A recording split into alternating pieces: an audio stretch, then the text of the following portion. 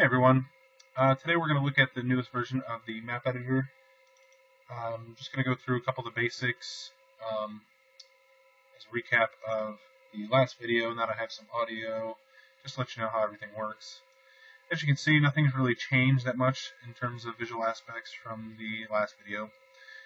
We have our paintbrush tool, our eraser tool, our fill tool, then we have our layer selection buttons, layer 1, layer 2, layer 3, layer 4, layer 5, edit mode. Lets us select through objects, tiles, mini-map events, and we'll be getting into some of those in a minute. This is the map identifier. This is the map we're on by default when you open the editor as of now. Is X0, Y0. There's no map data.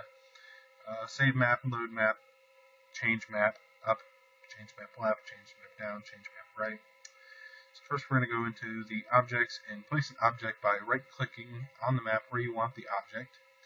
Alright, customize new object. You can click over here on the object you want to select, and then you can go back, you can drag it around if you want to place it in a different spot. These aren't limited to the tile by tile selection, so you can basically place it anywhere you want. Right click, and then save or delete if you wish. You can go back and edit that particular object by double clicking the object in editor mode. It doesn't let you change the editor mode while we're editing a object. Go ahead and change it or whatever. For the purposes of this video, we're going to go ahead and delete it and move on to the tiles editor. We have the paintbrush. Select the paintbrush here and select some lava and draw a couple squares. Then we select our eraser and erase the squares on that layer. We'll go into the fill tool and select some water. It's very handy for this. And now we have filled the entire map with water. For just a second, I'm going to bounce over to the mini map, which is a new function, and it basically shows you the entire map at a smaller scale to give you a good idea while you're developing of what the entire map looks like, because obviously it's a big map and you only have a small edit space which you scroll around. You can save the mini-map as a file, as an image file, JPG, onto your hard drive, upload it, use it as a reference, guides, etc., etc., etc. We're not going to do any of that right now. We're going to go back to the tile selection.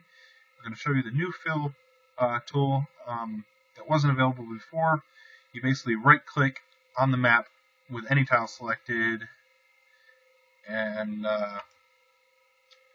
the current layer will remove all tiles on the current layer.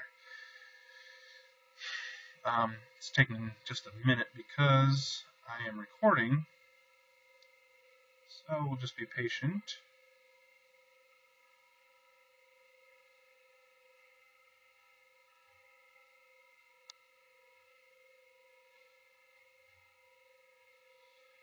And as soon as that's done, we're going to look at the map save and load functions and moving maps and whatnot.